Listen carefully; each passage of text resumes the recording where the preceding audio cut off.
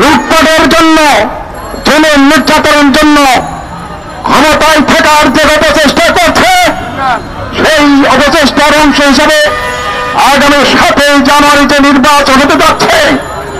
এটা কোনো নির্বাচন নয়। এই নির্বাচনের সাথে এদেশের জনগণের কোনো সম্পর্ক নেই। এই নির্বাচন একটা ভারতবাদী নির্বাচন, এই নির্বাচন একটা ভণ্ডামের নির্বাচন, এই নির্বাচন চোর ডাকাতের লাইসেন্স নিয়ে নির্বাচন, এই নির্বাচন এদেশের জনগণ মানে না। আমি বক্তব্য রাখার জন্য আহ্বান জানাচ্ছি রাষ্ট্র সংস্কার আন্দোলনের প্রধান সমন্বয়ক, গণতন্ত্র মঞ্চের অন্যতম নেতা, সংগ্রামী জনতা অ্যাডভোকেট আসফাক খানকে তার বক্তব্য রাখার জন্য অনুরোধ করছে।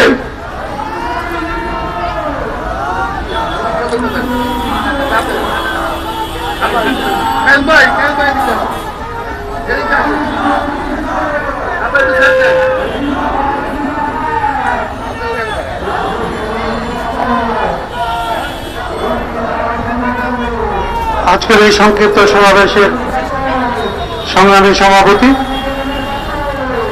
ভাসানী অনুসারী পরিষদের সংগ্রামী আহ্বায়ক বীর মুক্তিযোদ্ধা রফিকুল ইসলাম বাবলু, গণতন্ত্র মঞ্চের জাতীয় নেতৃবৃন্দ এবং আপনারা যারা শুনছেন তাদের সবাইকে রাষ্ট্র সংস্কার আন্দোলনের পক্ষ থেকে এবং গণতন্ত্র মঞ্চের পক্ষ থেকে সংগ্রামী শুভেচ্ছা।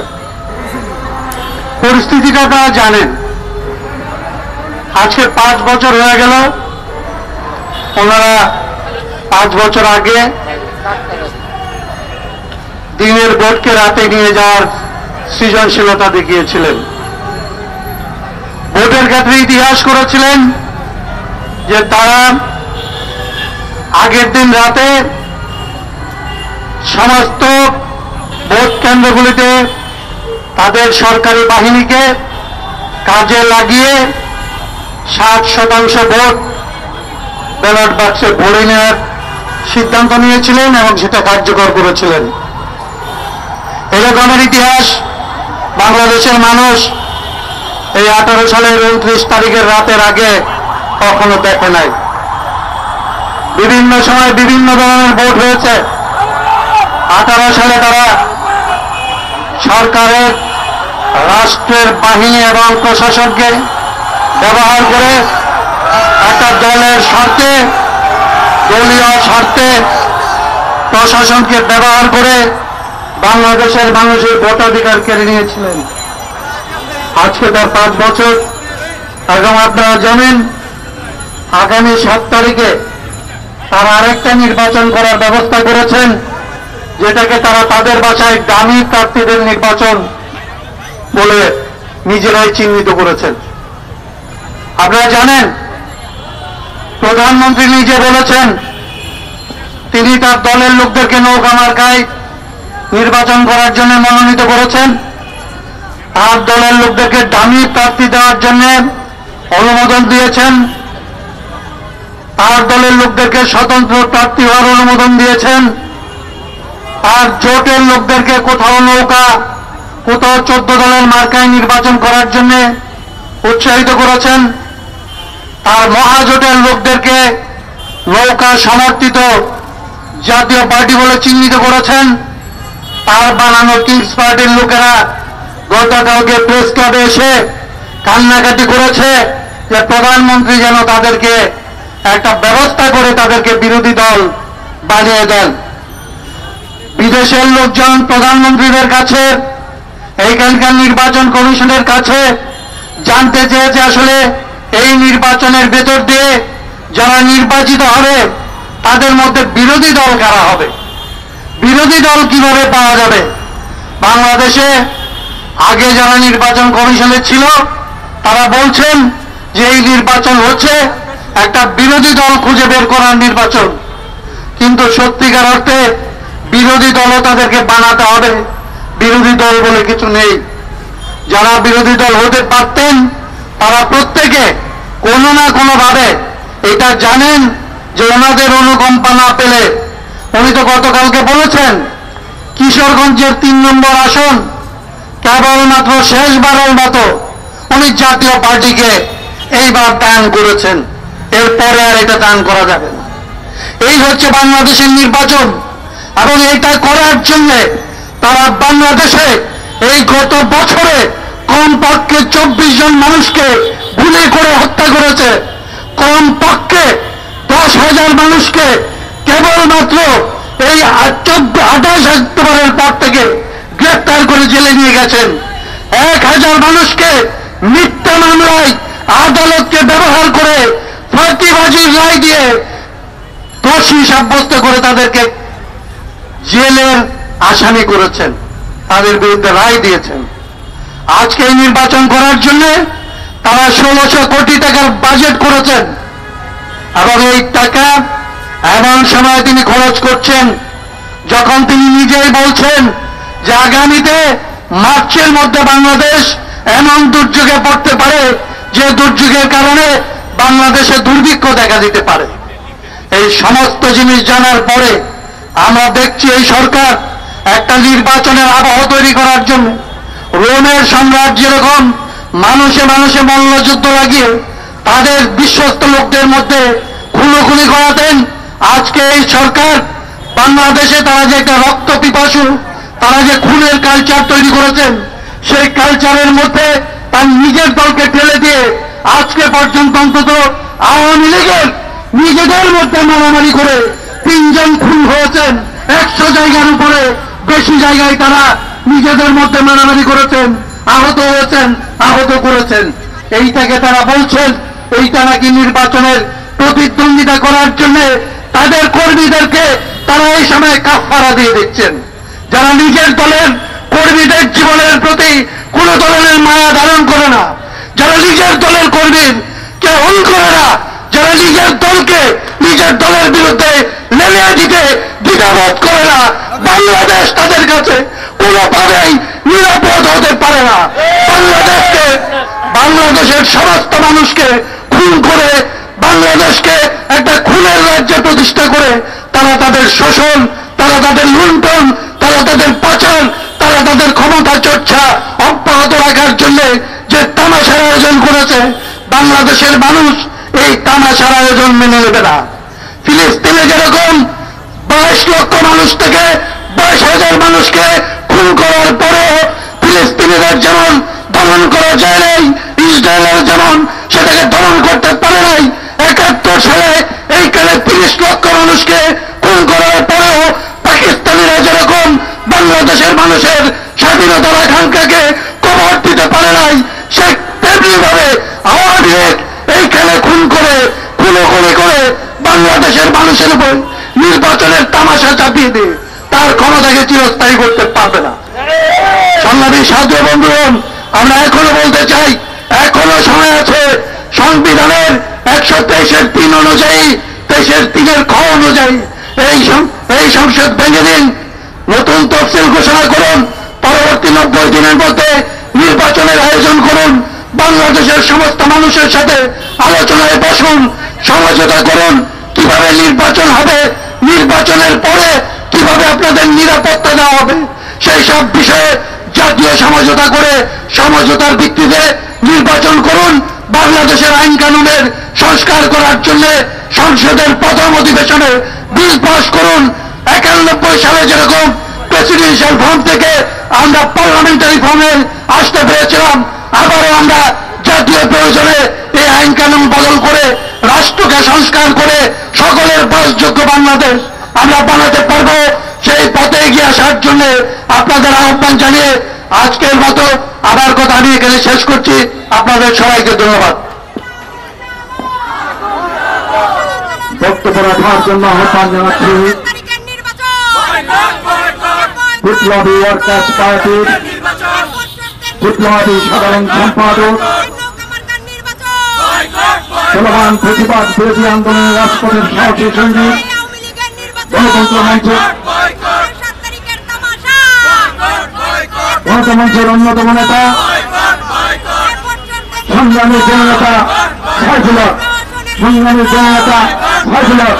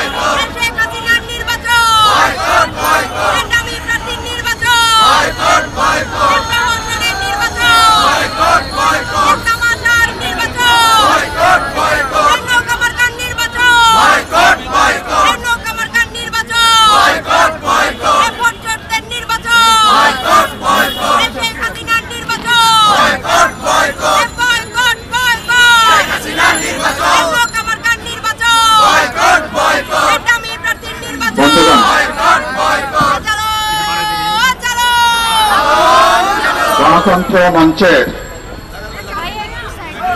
আজকে 2018 সালের ভোট ডাকাতির 5 বছর পার হওয়া উপলক্ষে আজকের এই সমাবেশের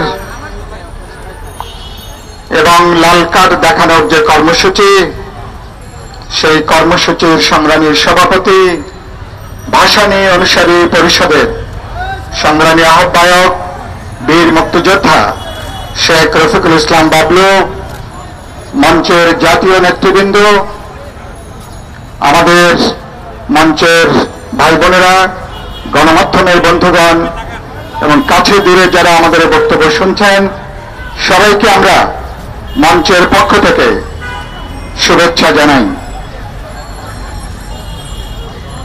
আজকে আপনারা জানেন আমরা 2018 সালের এই দিনে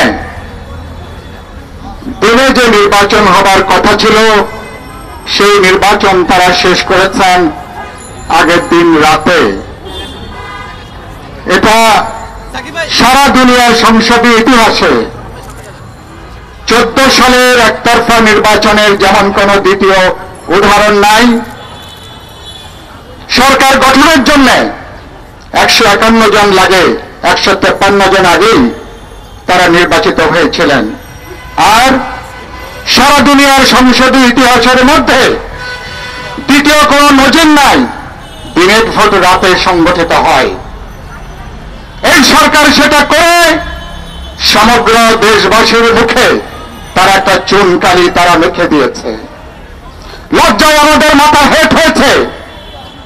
আমরা তার প্রতিবাদে করোনা 2 বছর ছাড়া আমরা বিভিন্ন সময় রাজপথে সমাবেশ করেছি, বিক্ষোভ করেছি এই নজিরবিহীন ভোট ডাকাতি এবং ভোটের নামে এই যে তামাশা তারা মঞ্চস্থ করেছে তার বিরুদ্ধে। আজকে তার প্রতিবাদে আমরা সমাবেশ করছি, আমরা বিক্ষোভ করছি এবং এরপরে আমরা আজকে লাল পতাকা দেখাচ্ছি, লাল কার্ড দেখাচ্ছি। আজকে লাল কার্ড দেখাচ্ছি কেন? লাল কার্ড দেখাচ্ছি এই ভোট ডাকাত সরকারের বিরুদ্ধে। লাল কার্ড দেখাচ্ছি আমার ভোটের অধিকার যারা হরণ করেছে তাদের বিরুদ্ধে। লাল কার্ড দেখাচ্ছি এই দুর্নীতি এবং তামাশার বিরুদ্ধে। বন্ধুগণ, প্রধানমন্ত্রী গতকালকে তিনি বরিশালে সমাবেশে গতকাল তিনি বক্তব্য রেখেছেন। সেই বক্তব্যে তিনি বলেছেন বিএনপির নাকি রাজনীতি করার কোনো অধিকার নাই। আমি প্রধানমন্ত্রী এবং তার সরকারকে জিজ্ঞেস করতে চাই, 2014 সালের পরে আপনারা যে তামাশা করেছেন, কিভাবে এরপরে আপনারা সরকার গঠন করলেন? কোন নৈতিক অধিকারে? 2018 সালে দিনের ভোট রাতে করবার পরে গোটা নির্বাচনী ব্যবস্থাকে দাফন কাফন করে আপনারা যেভাবে একটা নির্বাচনের ঘোষণা দিলেন, আপনারা কিভাবে কোন অধিকারে গত 5 বছর ধরে আপনারা সরকারে আছেন? সরকার রাষ্ট্র একটা রাজনৈতিক প্রতিষ্ঠান। রাষ্ট্র চালাতে গেলে মানুষের ম্যান্ডেট লাগে, মানুষ ম্যান্ডেট পায় ভোটের মধ্য দিয়ে। তাহলে আপনার যে সরকারে কোন রাজনৈতিক ম্যান্ডেট নাই, যে সরকারে কোন নৈতিক কোন ম্যান্ডেট নাই, সেই সরকার কিভাবে তারা 5 বছর ধরে তারা ক্ষমতায় থাকে? ফলে এই সরকার মেয়াদ উত্তীর্ণ ওষুধ যেমন খাওয়া যায় না, একইভাবে এই সরকার মেয়াদ উত্তীর্ণ হয়ে পুরো দেশের বুকে তারা একটা জগদ্দল পাথরের মতন তারা চেপে আছেন। প্রধানমন্ত্রী বললেন সন্ত্রাসের কারণে নাকি বিরোধী দলকে নিষিদ্ধ ঘোষণা করতে হবে। গত 15 বছরে আওয়ামী লীগ বর্তমান সরকারের নেতৃত্বে আপনারা যে রাষ্ট্রীয় সন্ত্রাস চালিয়েছেন, দুনিয়ার সভ্য জগতে এর দ্বিতীয় নজির খুব কম আছে। গুম খুন হত্যা সন্ত্রাস করে প্রধানমন্ত্রী যখন বরিশালে বক্তৃতা করছেন, তখন 35 থেকে 40 হাজার বিরোধী দলের নেতারা তখন জেলখানায়। প্রধানমন্ত্রী যখন বক্তৃতা করছেন, তখন সেখানে 50 লক্ষ মামলায় প্রায় 1.5 কোটি মানুষ তারা নানা মামলা অপরাধী হিসাবে বিরোধী দলের তারা ঘুরে বেড়াচ্ছেন, তারা বাড়িতে থাকার সুযোগ নাই। তাহলে সরকার এবং দেখুন, গতকাল বরিশালে সমাবেশ চলাকালীন সভায় আওয়ামী লীগের দুই গ্রুপে এবং সেখানে পঙ্কজ দেবনাথ এবং অ্যাডভোকেট শাম্মী আক্তার, নাম যদি ঠিক বলে থাকি, ডক্টর শাম্মী, এবং তাদের হানাহানিতে গতকালই একজন মানুষ প্রাণ হারিয়েছেন। তারা সন্ত্রাস করছে, দেশব্যাপী ইতিমধ্যে কয়েকজন আওয়ামী লীগের নিহত হয়েছেন, শত শত মানুষ আহত হয়েছেন।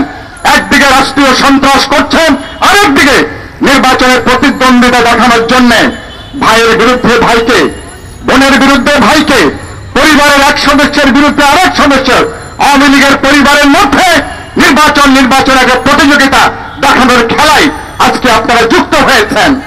এই লজ্জা আপনি কোথায় থাকবেন? ফলে আওয়ামী লীগের ইতিমধ্যেই তার রাজনৈতিক মৃত্যু ঘটেছে। একবার ঘটেছিল 1975 সালে বাকশাল গঠনের মধ্য দিয়ে, আরেকবার 14 এবং 18 সালে আরেকবার আওয়ামী লীগ রাজনৈতিকভাবে মৃত্যুবরণ করেছে। আর এবার 2007 সালে 2023-এ 24-এ যে 7ই জানুয়ারি আরেকটা জবরদস্তি নির্বাচন করতে যে আওয়ামী লীগ আরেকবার রাজনৈতিকভাবে তারা আত্মহত্যা করতে যাচ্ছে। আপনারা জানেন, জীব জগতে নাকি কোন কোন প্রাণী আছে, বয়স বাড়ার পরে তারা নাকি নিজেদেরকে নিজেরা খেয়ে ফেলে। আওয়ামী লীগ আজকে এতখানি বার্ধক্যের মধ্যে আছে, আওয়ামী লীগ আজকে নিজেরা নিজেদেরকে আজকে তারা খেয়ে ফেলছে আজকে। এবং আওয়ামী লীগ এটা করতে যে আজকে আওয়ামী লীগ তার ঘরে ঘরে, দলের মধ্যে এবং গ্রামে গ্রামে, উপজেলায়, জেলা পর্যায়ে সংঘর্ষকে আজকে তারা ডেকে নিয়ে আসছে। আওয়ামী লীগ নিজেরা মারামারি করতে যে, খুনোখুনি করতে যে, দেশকে প্রকারান্তরে একটা গৃহযুদ্ধের দিকে আওয়ামী লীগ আজকে ঠেলে দিচ্ছে। ফলে আজকে আওয়ামী লীগের ক্ষমতায় থাকার তার কোন রাজনৈতিক বৈধতা, তার কোন নৈতিক, তার কোন বৈধতা আজকে আওয়ামী লীগের নাই। সে কারণে আমরা পরিষ্কার করে বলেছি, এই সরকারকে যেতে হবে। আপনারা ইতিমধ্যে শুনেছেন, গতকালকে প্রেস ক্লাবে তৃণমূল বিএনপি নেতারা সংবাদ সম্মেলন করেছেন এবং তারা তৃণমূল বিএনপি শমশের বদিন চৌধুরী, তৈমুর আলম খন্দকারকে বিশ্বাসঘাতক হিসেবে চিহ্নিত করে তাদের সঙ্গে নাকি তাদের তৃণমূলের যারা সংসদ সদস্য দাঁড়িয়েছেন তাদের সঙ্গে তারা নাকি বেইমানি করেছে, তারা নাকি জাতীয় বিশ্বাসঘাতক। এইভাবে আজকে সরকার নির্বাচন খেলা করতে যে, মানুষের ভোটের অধিকারের বিরুদ্ধে দাঁড়াতে যে সমগ্র দেশকে আজকে তারা বিরাট বিপদের মধ্যে আজকে তারা ফেলে দিয়েছে। আমি যখন এখানে ব্যানারে আমার এক ভাই আমার কাছে একটা কাগজ ধরিয়ে দিলেন, 8 সালের পর থেকে এ পর্যন্ত কিভাবে নিত্য প্রয়োজনীয় দ্রব্যের দাম 3 গুণ 4 গুণ বৃদ্ধি পেয়ে কিভাবে মানুষের বিরুদ্ধে এই সরকার বাস্তবে একটা গজব তারা আজকে নাজিল করেছে। ফলে এই সরকারের ক্ষমতায় থাকার কোন রাজনৈতিক অধিকার নাই, নৈতিক কোন অধিকার নাই। এই সরকার বাস্তবে আওয়ামী লীগকে এখন আর কোন রাজনৈতিক দল, গণতান্ত্রিক ধারার কোন রাজনৈতিক সংগঠন হিসেবে বিবেচনা করবার সুযোগ আওয়ামী লীগ রাখে নাই। একটা সিন্ডিকেটের মাফিয়া দখলদারদের অবৈধ ক্ষমতাকে প্রলম্বিত করবার জন্য 7ই জানুয়ারি নির্বাচনের নামে আরেকটা তামাশা তারা মঞ্চস্থ করেছে। দেশের মানুষ ইতিমধ্যে এই তামাশা এবার তারা ধরে ফেলেছে। মানুষের নির্বাচনকে প্রত্যাখ্যান করেছে, বর্জন করেছে। আজকে গণতন্ত্র মঞ্চ লাল কার্ড দেখিয়ে নির্বাচন কমিশনকে বলতে চাই, যে খেলা শুরু করেছেন এই খেলা অনতিবিলম্বে বন্ধ করুন, না হলে এই সরকারের পাশাপাশি আপনাদেরও একদিন আপনাদেরকে ট্রাইব্যুনাল গঠন করে আজকে মানুষের অধিকারের বিরুদ্ধে দাঁড়ানোর জন্য, মানুষের ভোটের অধিকার হরণ করবার জন্য আপনাদেরকে একদিন বিচারের মুখোমুখি আপনাদেরকে দাঁড়াতে হবে। আমরা সে কথা বলে আগামীতে আমাদের আন্দোলনটা চলবে এবং সেই আন্দোলন আগামী 7 তারিখ পর্যন্ত। এই সরকার তারা আজকে যে সমস্ত কথাবার্তা বলছে, ভয় পেলে মানুষ যেমন জোরে জোরে চিৎকার করে, আজকে সরকার যে কথা বলছে আতঙ্কের জায়গা থেকে, উদ্বেগের জায়গা থেকে আজকে তারা ভয় পাওয়া মানুষের মতন চিৎকার করে শেষ রক্ষা করার চেষ্টা করছে। কোন চিৎকারই এই সরকারকে আর রক্ষা করতে পারবে না। সুতরাং মানুষ এবার জেগে উঠেছে, এই সরকারকে বিদায় দিয়ে আগামী 7 তারিখের নির্বাচনকে শান্তিপূর্ণভাবে প্রত্যাখ্যান বর্জন করার মধ্য দিয়ে আমরা দেশকে রক্ষা করব, জনগণকে রক্ষা করব। সেই লড়াইয়ে আপনারা আমাদের সাথে এবার বিজয় না হওয়া পর্যন্ত আমরা একসাথে হাঁটবো এই প্রত্যাশা ব্যক্ত করে সবাইকে শুভেচ্ছা জানিয়ে আমার বক্তব্য এখানে শেষ করছি। বক্তব্য রাখবেন, আমি এবার বক্তব্য রাখার জন্য আহ্বান জানাচ্ছি চলমান গুজরাট বিদ্যালয়ের রাজপথে বীর সেনানী গণতন্ত্র মঞ্চের বর্তমান সমন্বয়ক, গণসংহতি আন্দোলনের প্রধান সমন্বয়কারী সংগ্রামী জনতা জুনায়েদ থেকে সংগ্রামী জনতা সঙ্গে বক্তব্য রাখবেন।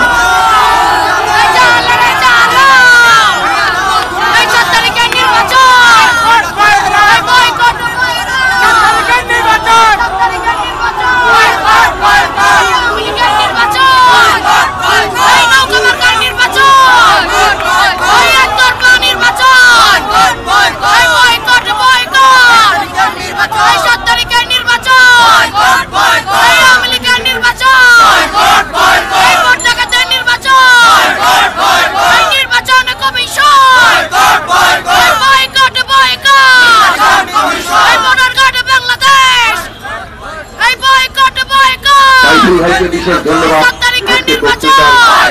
আমাদের জন্য সেটা আমার নিজের কারণে একটু বদলাতে হয়েছে।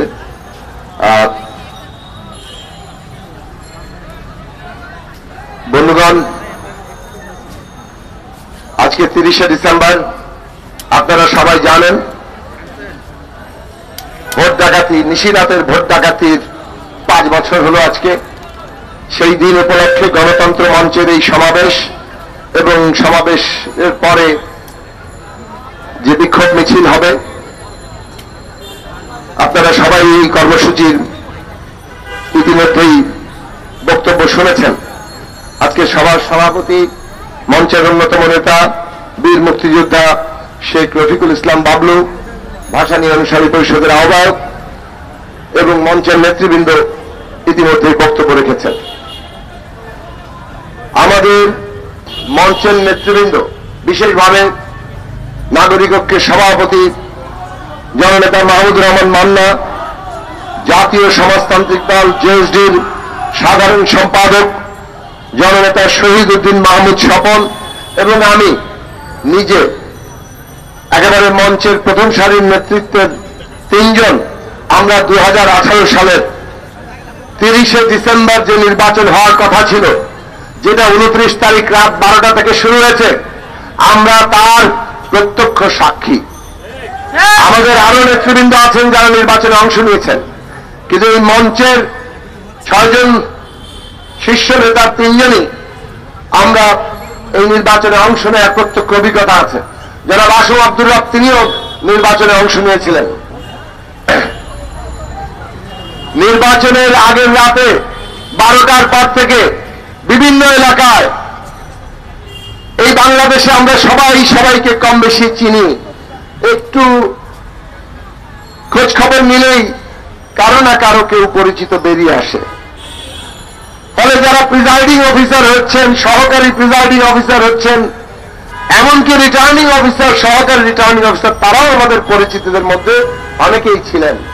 রাত 12টার পর থেকে প্রিজাইডিং অফিসারদের ফোন আসা শুরু হলো যে ওরা তো এসে ব্যালট পেপার চাচ্ছে, সেই ব্যালটে সিল মারবে, আগে ভাগে ভরে রাখবে। অনেকে কান্নাকাটি পর্যন্ত করেছেন যে কি করব আমরা। এই ছিল বাস্তবতা। অন্ততপক্ষে 40 ভাগ, কোথাও কোথাও 50 ভাগ, 60 ভাগ ভোট আগেই সিল মেরে ওখানে ঢুকিয়ে রাখা হয়েছিল। সমস্ত মিডিয়ার উপরে কি ধরনের নিয়ন্ত্রণ আরোপ করা হয়েছে আমরা জানি। নির্বাচনের 15 দিন আগ থেকে কিভাবে সমস্ত সোশ্যাল মিডিয়ার উপরে নিয়ন্ত্রণ কায়েম করা হয়েছিল আমরা জানি। কারো অ্যাকাউন্ট হ্যাক করে, যেমন আমাদের দলের অ্যাকাউন্ট হ্যাক করে সেই দলের পেজ থেকে তারা আওয়ামী লীগের পক্ষে প্রচার শুরু করে দিল। এইগুলো তারা ঘটিয়েছে। আর রাষ্ট্রের আইন শৃঙ্খলা বাহিনী কিভাবে সারা বাংলাদেশে তারা এমন দাপট দিয়ে বিরোধী দলের উপরে, তাদের প্রার্থীদের উপরে, তাদের সমর্থকদের উপরে হামলা করেছিল, যাতে মানুষ বুঝে গিয়েছে 15 তারিখের এই নির্বাচনের 15 দিন আগেই যে এই নির্বাচনে কেউ ভোট দিতে পারবে না।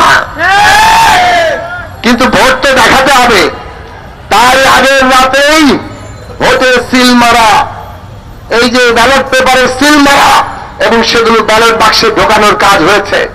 বিবিসির অল্প ফুটেজেই, যেটা সারা বাংলাদেশের চিত্র ছিল, যে সকাল 8টার আগেই ওই ব্যালট বাক্স অর্ধেক ভর্তি, সেটা নিয়ে তারা নির্বাচনের বুথের দিকে অগ্রসর হচ্ছে। এইভাবে তারা আগের রাতে ভোট ডাকাতি করেছে। তারপরে 1-2 ঘন্টা কিছুটা মানুষের আসার জন্য, লোক দেখানোর জন্য, মিডিয়ার সামনে যাতে বড় লাইন দেখানো যায় যে মানুষ ভোট দিয়েছে, সেইটার ব্যবস্থা তারা করলো।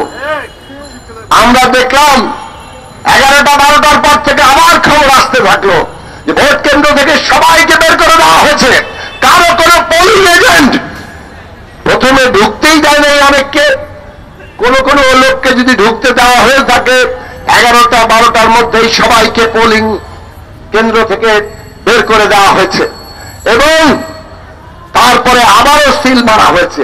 সিল মারতে মারতে এতই বেপরোয়া, এতই মতোয়ারা, অন্তত 100 কেন্দ্রে আমরা দেখেছি যে 100% বেশি ভোট সিল মারা হয়ে গেছে। এইগুলোর খবর সংবাদ মাধ্যমে এসেছে। কাজে এইরকম একটি ভোট ডাকাতি করে আওয়ামী লীগ সরকার ক্ষমতায় আছে, তারপর বলে ওনারা নাকি সাংবিধানিক সরকার, ওনারা নাকি জনগণের ভোটের সরকার, ওনারা নাকি গণতান্ত্রিক সরকার, বাকিদের নাকি রাজনীতি করার অধিকার নাই।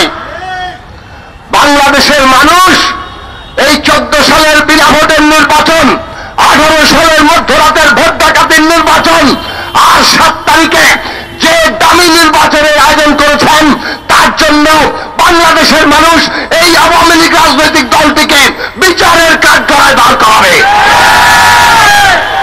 বন্ধুরা আমার, রাজনীতির বিচার, মানুষের আদালতের বিচার ভয়াবহ জিনিস।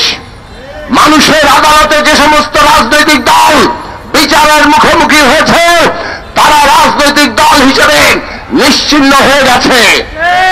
এই দেশের ইতিহাসে বহু দলের নাম করা যাবে, যারা একসময় ক্ষমতাসীন দল ছিল, সরকারি দলও হয়েছে, তারা বিরাট আকারের রাজনৈতিক দল ছিল। সেই রাজনৈতিক দলগুলো এই জনতার আদালতে বিচারের মুখোমুখি হওয়ায় রাজনৈতিকভাবে নিশ্চিহ্ন হয়ে গেছে।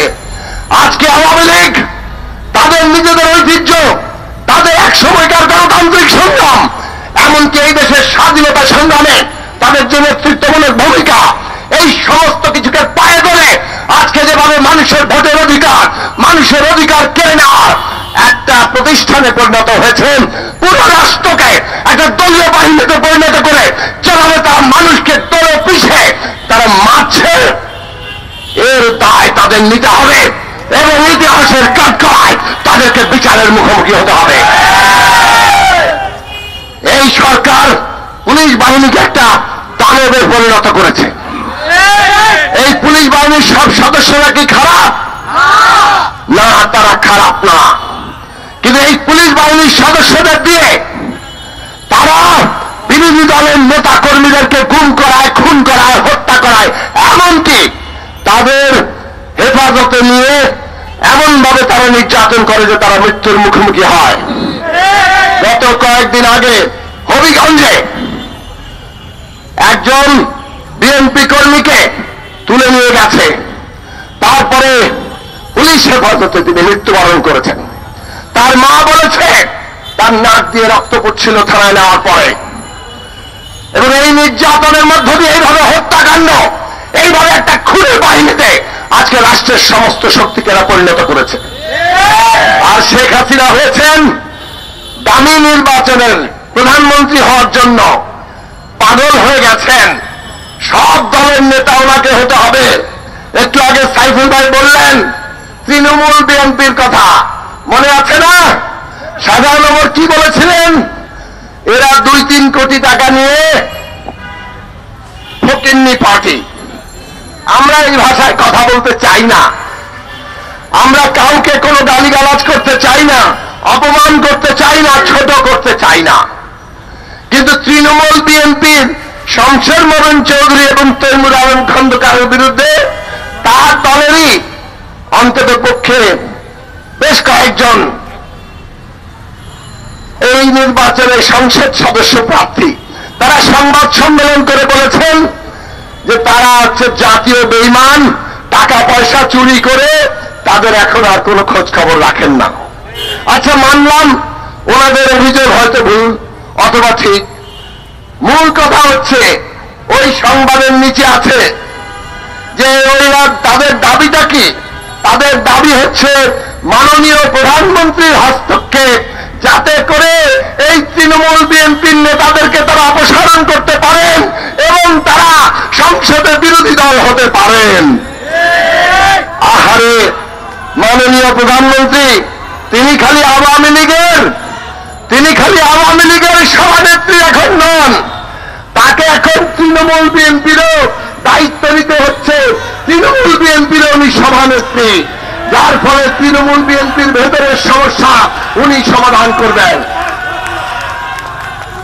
কাজেই আজকে বাংলাদেশে এই যে শেখ হাসিনা, তিনি সমস্ত রাজনৈতিক দলকে জাতীয় পার্টি, তৃণমূল বিএনপি, বিএনএম অথবা তার জোট মিত্রদের মতো বানাতে চান, যারা লাফিয়ে লাফিয়ে নৌকা প্রতীক নিবে অথবা নিজের প্রতীক নিয়ে বলবে আওয়ামী লীগ সমর্থিত জাতীয় পার্টি মনোনীত। তারা চেয়েছিল বিএনপি, গণতন্ত্র মঞ্চ সহ 63টি দল যারা নির্বাচন বর্জন করছে তারাও জাতীয় পার্টির মতো হোক। কিন্তু বাংলাদেশের মানুষ আপনার এই স্বাদ পূরণ করবে না। বাংলাদেশের মানুষ শেখ হাসিনা যেভাবে সমস্ত দলের সভানেত্রী হতে চাচ্ছেন এই স্বাদ পূরণ করবে না। বরং আজকে আমরা ওই যে দেখুন জনতা তাদের সাথে মিলে নির্বাচন কমিশনকে লাল কার্ড দেখাচ্ছি। আমরা আগামী 7 তারিখে এই ভুয়া নির্বাচন যদি বন্ধ না করেন, জনগণ 7 তারিখে এই সরকারকে লাল কার্ড দেখিয়ে দেবে। বন্ধুরা আমার, আজকে আমরা বলেছি সরকার নাশকতা তৈরি করছে, আর তার দায় বিরোধীদের উপর চাপিয়ে ক্র্যাকডাউন করে সবাইকে জেলখানায় নিয়ে হাত পা বেঁধে জেলে ভরে রেখে ওনারা নির্বাচনের খেলা খেলছেন। ওবায়দুল কাদের কালকে আবার বলেছেন বিএনপি নাকি খেলায় ফাউল করে লাল কার্ড খেয়ে মাঠ থেকে বেরিয়ে গেছে। আমরা বললাম, আমরা কি দেখেছি ভাই? আমরা দেখছি ওনারা খেলার বিপক্ষ দলকে স্টেডিয়ামের মধ্যে ঢুকতে দিচ্ছেন না, ওনাদের সমস্ত বাহিনীগুলো বিরোধী দলের হাত পা বেঁধে জেলে পুরে রাখছে, আর ওনারা একা একা গোল দিচ্ছেন। সেই গোল আবার পুরো মাঠে রাখে দিতে পারেন না, গোল লাইনের কাছে বল দিয়ে যেতে হয়, তবে হামাগুড়ি দিয়ে বল সহ গোলে ঢোকেন। এই হচ্ছে বায়ুকল্যাণের খেলা। ওবায়দুল কাদের সাহেবদেরকে জনগণ যখন তার প্রতিরোধের মুখোমুখি করবে তখন ওনাদের এইসব খেলা মানুষ তাদেরকে দেখিয়ে দেবে। বন্ধু আমার, আমরা পরিষ্কার করে বলি, আমরা এই সমস্ত নাশকতা সরকারি প্রযোজনায় নাশকতা করে রেলে আগুন দিয়ে আজকে মা শিশুকে পুড়িয়ে মেরে তারা বিরোধী দল দমন করতে চাইছে। এর মুখোশ উন্মোচন করার জন্য আমরা বলছি আমাদের আন্দোলন অহিংস আন্দোলন, আমাদের আন্দোলন জনগণের উপরে ভিত্তি করে, জনগণের শক্তির উপর দাঁড়িয়ে। আমরা বলছি আপনারা 7 তারিখে ভোট কেন্দ্রে যাবেন না। বাংলাদেশের কোন দেশপ্রেমিক নাগরিক 7 তারিখে ভোট কেন্দ্রে যেতে পারে না। এই আওয়াজ সারা দেশের কোনায় কোনায় চলে গেছে। সরকার ভীত সন্ত্রস্ত, আর সে কারণেই এখন ভয় দেখিয়ে সারা বাংলাদেশে নিজের দলের কেবল লোক নয়, বিরোধী দলের সমস্ত লোকজনকে তারা ভয় দেখাচ্ছে। জোর করে তারা ভোট কেন্দ্রে আনতে চায়। তাদের এই ষড়যন্ত্র রুখে দিতে হবে। আপনি আপনার নাগরিক মর্যাদা রক্ষা করুন, ভোট কেন্দ্রে যাবেন না, এবং এই প্রতিরোধের মধ্য দিয়ে এই সরকারের বিদায় হবে। সেই লড়াই গড়ে তোলার আহ্বান জানিয়ে আমি আমার বক্তব্য শেষ করছি। সবাইকে সালাম, শুভেচ্ছা। সংগ্রামী উপস্থিতি,